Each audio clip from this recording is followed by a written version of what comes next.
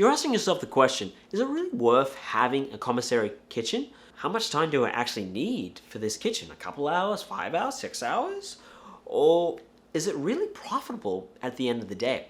Well, I'm going to answer that question for you, and I'm going to give you something that's valuable at the end of what I do, and maybe this might be a different direction that you might have to think of. Anyway, let's jump into it. This is what you need to know. So there's two types of kitchens. There's a full-time, and here's the problem. It's time limited, all right? And that means morning, evenings, or even graveyard shift. And then we've got the paid, pay hourly. As an example, we're going to use meal plans because that's what I make my money from.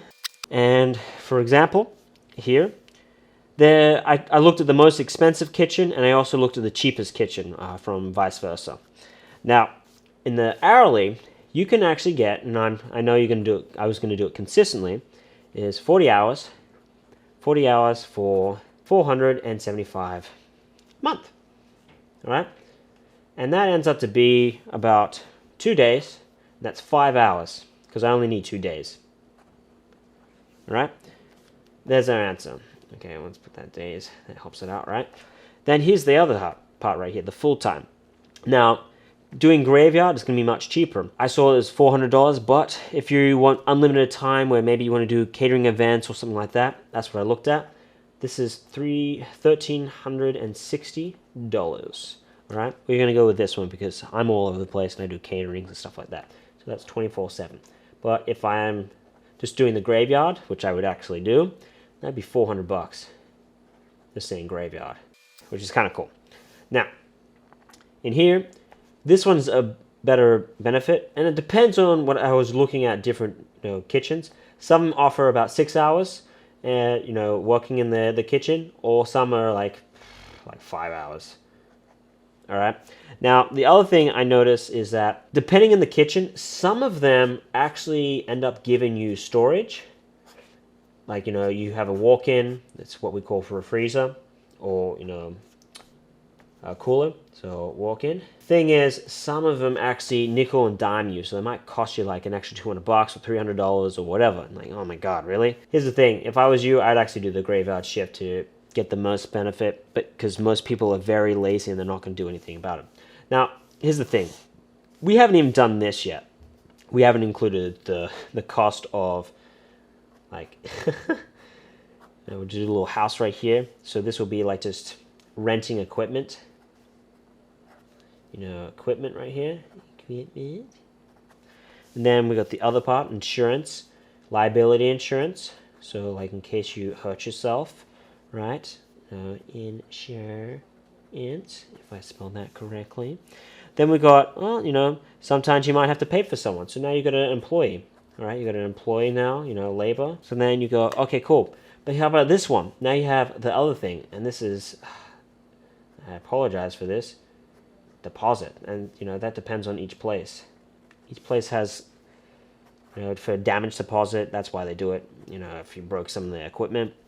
And then you got a website, and then you got ads. Oh, so the question is, are you actually profitable here, right? Let's just remove this part right here and not think about that right now, all right? Because that's going to always be there.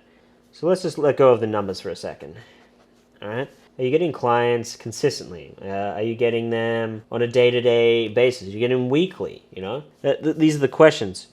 Is it no? Then this might not be the best option for you. And here's the thing. I'm going to tell you firsthand, actually, it really isn't the best option. You're kind of getting ripped off, honestly. But this is what I'm going to tell you what I do. But I'm going to tell you right now, this is like a lottery ticket. Yay! Lottery! Ding, ding, ding, ding, ding, ding, ding, ding. This is going to change your mind, and I know for a fact that this will be something you might want to pursue. I say might because this is actually hard, and this is a very unique situation, and this is going to depend on every business and how well they're doing, and you might be in and out of kitchens because of this reason. I'm in a unique situation. It's kind of like a lottery ticket for me. I'm just telling you straight up. I'm not trying to sell you in any sort of way. I'm just giving you some information, what I'm doing currently right now. Anyway, get to it. There is companies that need food for their employees. Always, all right? Everyone gets hungry. You can find IT companies, you can find construction, pharmaceutical, scientists, doctors, everywhere, all right? You're gonna always find something like that. What you need to do is go and pitch those companies.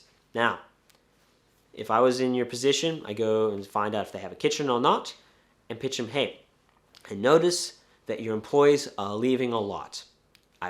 And if you have this sort of time in your hand, and most of you are going to say, I don't, well, I notice a lot of them are leaving, they're spending an hour, they have an hour lunch, and you're losing productivity and also labor hours, and also they're not always getting the best kind of foods, because we know that, if they're eating healthier foods or just spending less time and energy looking for places, they're able to focus more on their work and also getting more customers for yourself and getting more work done and being a highly profitable company. That's what's important, right? And they're like, yep.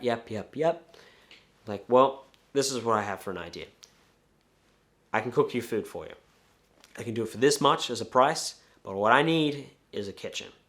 They can build it for you. A lot of them are going to swear and tell you to leave. That's fine. Doesn't matter. Or the other one, they might have the kitchen. And like, okay, cool. That sounds awesome. Yeah, I can do that for you. There's two things that you get out of this, all right? You can do the free option, like they'll give you the free for their employees as a benefit. It's kind of not a benefit for you in a way, because you're not able to test on those people, because you're not going to know what is a good product and what's a bad product, because the perception gets messed up based on you don't know who's going to pay. With paying customers, you're able to know what's going to work on the market if you're doing caterings or meal plans or private events. That's the benefit. I would lean towards getting the clients to pay. It's like, hey, we'll have them pay, and you'll have maybe 30% of the audience or 50% of the audience in that building eating at your cafeteria. And you get to test out what works and what doesn't.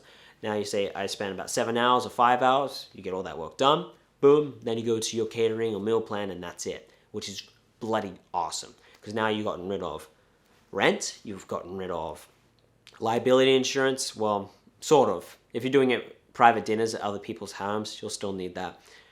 And then you're getting rid of maybe utility bill, deposits, health department, because they'll have to pay it. You'll still have to get your surf safe or something else. Eliminating a lot of this other costs, now you're going to get more profit.